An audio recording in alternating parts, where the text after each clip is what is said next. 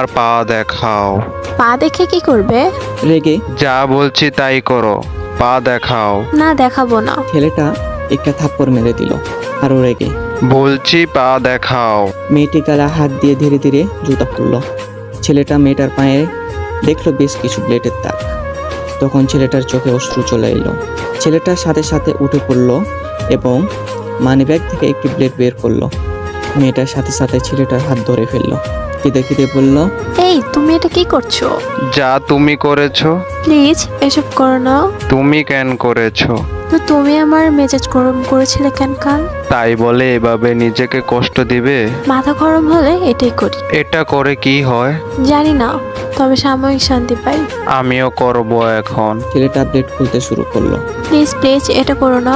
ছেলেটা তবুও থামছে না। অবশেষে মেয়েটা কোনো উপায় না পেয়ে ছেলেটাকে জড়িয়ে ধরলো। মেয়েটার ভালোবাসার উষ্ণতা পেয়ে ছেলেটা থেমে গেল। প্লিজ এসব করো না, তোমার কষ্ট আমি সইতে পারবো না। আমিও তো তোমার কষ্ট সইতে পারি না। তাহলে তুমিও কেন এমন করলে? আর কখনো করব না। প্রমিস? প্রমিস। আচ্ছা, সবাই হাত কাটে, তুমি পা কাটলে কেন? যাতে কেউ দেখতে না পায় সেজন্য। বুদ্ধিগুলো ভালো কাজে ব্যবহার করো। আচ্ছা ঠিক আছে, করব। মেয়েটা ছেলেটার বুক থেকে সরে আসতে চাইলো, কিন্তু ছেলেটা আরো জোরে জড়িয়ে ধরলো। ছাড়ো। না, ছাড়বো না।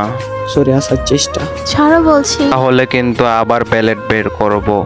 ব্ল্যাকমেইল। না, ভালোবাসার উষ্ণতা। মেয়েটা ছেলেটাকে একটু শক্ত করে জড়িয়ে ধরলো। এই বলে রিয়েল লাভ।